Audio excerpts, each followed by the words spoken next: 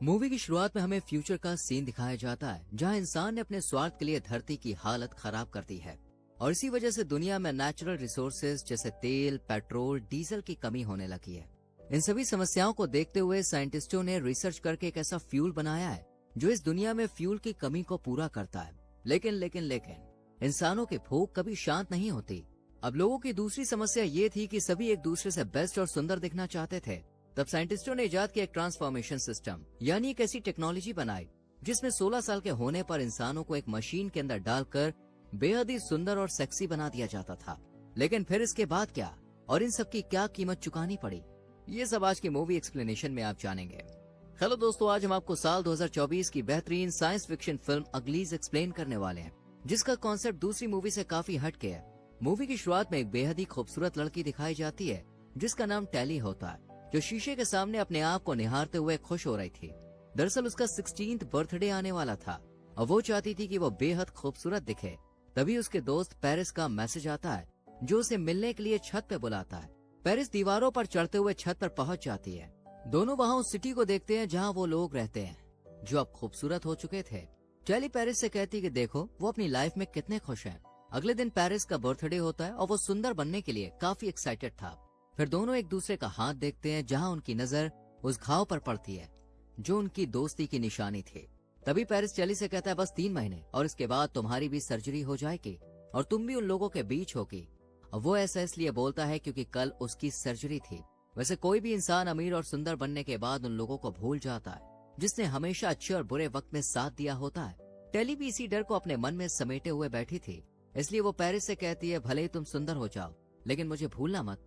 इसके बाद दोनों लव बर्ड्स कस्मे वादे खाकर अपनी क्लास की तरफ चल देते हैं जहां आज पेरिस को सर्जरी के लिए सिलेक्ट किया जाना था।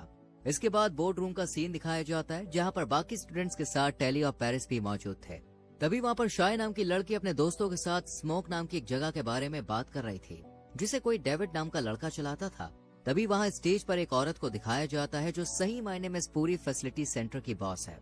उसके बाद पेरिस अपनी सीट से उठता है जहाँ टेली उसे हक करती है और जादू की झप्पी देकर उसे प्रॉमिस करती है कि आज से 1 महीने बाद हम फिर मिलेंगे। पेरिस के जाने के बाद क्लास ओवर हो जाती है और दिखाया जाता है कि टेली अपने रूम में खड़ी कुछ सोच रही थी। दरअसल वो उस दिन को याद करती है जब वो पहली बार पेरिस से मिली थी। वो अपने दोस्त को याद करके काफी इमोशनल हो जाती है और इसी तरह दिन बीतते जाते हैं। लेकिन टेली को पेरिस के बिना कुछ भी अच्छा नहीं लगता है, इसलिए वो पेरिस को मैसेज करती है। वो कई मैसेजेस करती है लेकिन पेरिस उसके मैसेज का कोई भी जवाब नहीं देता। धीरे धीरे दिन हफ्ते बीत गए और आया वो दिन जब टेली पेरिस से मिलने वाली थी, यानी पूरा 1 महीना बीत चुका था। टेली की खुशी का ठिकाना नहीं था क्योंकि आज पूरे 1 महीने बाद टेली पेरिस से मिलने वाली थी। लेकिन इस स्पेशलिटी सेंटर से बाहर निकलने के लिए लोगों की आंखों में धूल झोंकना आसान नहीं था क्योंकि यहाँ पर सभी कैंडिडेट्स को एक रिंग दी गई थी जिसे वो हमेशा पहने रखते थे। लेकिन टेली भी कम होशियार नहीं थी। उसने भी यहाँ से निकलने की जुगाड़ सेट कर रखी थी और यहाँ से लुका छुपी खेलते हुए बाहर निकल जाती है। लेकिन ये क्या, जिससे मिलने वो ब्रिज के नीचे आई थी वो तो आया ही नहीं। ये देखकर वो बहुत दुखी होती है, लेकिन उसने भी ठान लिया था कि वो उससे मिलकर रहेगी, इसलिए वो पेरिस से मिलने उस सिटी में चली जाती है जहाँ पेरिस था और वो उसको ढूंढ भी लेती है। लेकिन ये बंदा पहले जैसा नहीं रहा। वो टेली को देखकर इग्नोर करता है। ये सब देखकर टेली को बहुत बुरा लगता है क्योंकि उसे ऐसी उम्मीद नहीं थी। लेकिन तभी टेली को कमरे में कैच कर लिया जाता है। इस वजह से टेली को वहाँ से भागना पड़ता है। जैसे तैसे वो वहाँ से जान बचाकर बाहर आ जाती है। लेकिन फैसिलिटी सेंटर में पहुँचने के लिए उसे फिर से जुगाड़ बैठानी पड़ती है और वो फैसिलिटी सेंटर के बाहर तक पहुँच जाती है। लेकिन तभी एक सिक्योरिटी गार्ड उसे देख लेता है। बट तभी वहाँ पर एक शाय नाम की लड़की आ जाती है जो कि स्केटबोर्ड में चैंपियन थी, यानी अगर ओलंपिक में उसे भेज दिया जाए तो 2-4 गोल्ड मेडल तो अपने नाम कर ही लेगी। खैर ये आकर टेली को बचाकर ले जाती है। इसके बाद दोनों अच्छी दोस्त बन जाती हैं। इस फैसिलिटी सेंटर की टेली वो पहली लड़की थी जिसने रंग बिरंगी चमचमाती दुनिया को अपने नए अवतार से पहले ही देख लिया था, इसलिए उसे सभी लोग काफी पसंद करते हैं। अब अगले सीन में दिखाया जाता है कि शाय टेली को स्केटबोर्ड चलाना सिखाती है। आगे दिखाते हैं शाय टेली को एक बुक देती है जिसमें ऐसी जगह की कहानी थी जिसे स्मोक कहा जाता था। ये लोग खेती करते हैं, अपना खाना खुद बनाते हैं, इवन अपने सारे काम खुद करते थे। अगले दिन टेली और शाय को आपस में बात करते हुए दिखाया जाता है जहाँ शाय उसे बताती है कि उसे सुंदर बनने में कोई इंटरेस्ट नहीं है, वो स्मोक जाना चाहती है। बुक पढ़ने के बाद टेली के मन में भी इस जगह को देखने की इच्छा थी, लेकिन साथ ही वो अपने बिछड़े हुए प्रेमी यानी प्यार से भी मिलना चाहती थी, इसलिए उसे सुंदर भी बनना था। लेकिन फिर भी वो वहाँ पे जाना चाहती थी इसलिए शाय और टेली दोनों मिलकर नदी के किनारे पहुंच जाती है, जहां दोनों अपनी अपनी रिंग्स को पेड़ पर रख देते हैं। और वो ऐसा इसलिए करते हैं जिससे उन्हें कोई ट्रैक न कर सके। आगे के सीन में एक वीरान सा शहर दिखाया जाता है, जहां दोनों पहुंच जाती हैं और वहां पर दोनों एक बंदे से मिलती हैं। ये सब देखकर टेली को बड़ा अजीब सा लगता है और वो शाय को टोकती है, लेकिन शाय टेली से कहती है कि उसे सुंदर बनने में कोई दिलचस्पी नहीं है, इसलिए वो यहाँ से जा रही है क्योंकि वो अपनी मर्जी से जीना चाहती है। उसके बाद अगले दिन का सीन दिखाया जाता है, जहाँ टेली का इंतजार खत्म हो चुका था और वो 16 साल की हो चुकी थी। आज उसको सर्जरी के लिए चुना गया था, जिसका वो कई महीनों से इंतजार कर रही थी। तभी उसे उसके साथियों को सुंदर होने के लिए ले जाया जाता है, लेकिन जैसे ही टेली को इस मशीन में जाना होता है, तभी सिक्योरिटी सेंटर का गार्ड उसे फैसिलिटी सेंटर के बॉस के पास ले जाता है।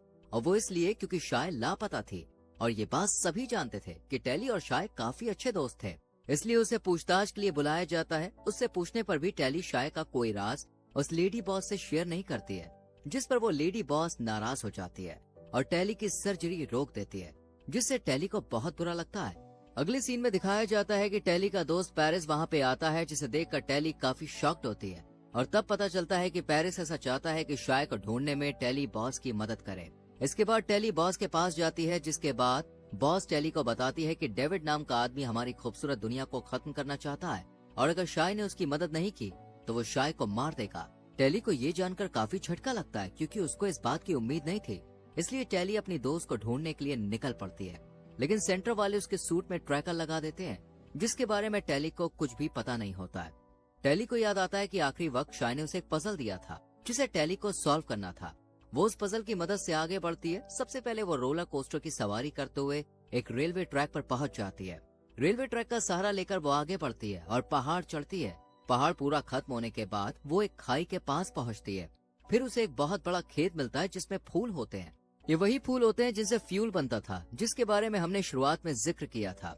इसके बाद टेली उसी बगीचे में सो जाती है, लेकिन थोड़ी देर के बाद वहाँ पे आग लग जाती है, जिसे देखकर वो बेहोश हो जाती है। फिर वहाँ डेविड आता है। जब टेली को होश आता है तो वो डेविड और उसके दोस्तों को देखती है। यहाँ शाय भी मौजूद होती है, जहाँ टेली शाय से बोलती है कि ये जगह तुम्हारे लिए ठीक नहीं है, लेकिन शाय उसे बताती है कि तुम्हें एक बार इस जगह को भी चांस देना चाहिए। फिर डेविड वहाँ पे आ जाता है, जो बताता है कि वो जो खूबसूरत सफेद फूल है वो हमारी जमीन को बंजर कर रहा है, लेकिन टेली उसकी बात पर यकीन नहीं करती और कहती कि ऐसा नहीं है, वो तो हमें फ्यूल देने का काम करते हैं। इसके बाद दिखाया जाता है कि तीनों एक प्लेन में बैठकर आसमान की तरफ चले जाते हैं। तभी वहाँ बॉस के आदमी पहुँच जाते हैं। इसके बाद दिखाया जाता है कि शाय नीचे गिर जाती है, जहाँ पे आग लगी होती है। ये देखकर टेली भी अपनी जान पर खेलकर शाय को बचाती है, जिसके डेविड उसके दोस्त काफी इम्प्रेस होते हैं। लेकिन डेविड के एक साथी को टेली पर शक होता है। वो कहता है कि हो ना हो उसी की वजह से वो यहाँ पर आए हैं, लेकिन डेविड इन सब बातों पर ध्यान नहीं देता और टेली को वहाँ से स्मोक ले जाता है, जिसे देखकर वो काफी खुश होती है और उन लोगों में घुल मिल जाती है। लेकिन उसे लेडी बॉस की वो बात भी ध्यान होती है कि उसे किसी हथियार को खोजना है और वो अपने मिशन पर लग जाती है। एक दिन वो बातों ही बातों में डेविड से पूछ लेती है, क्या तुम्हारे पास कोई हथियार है?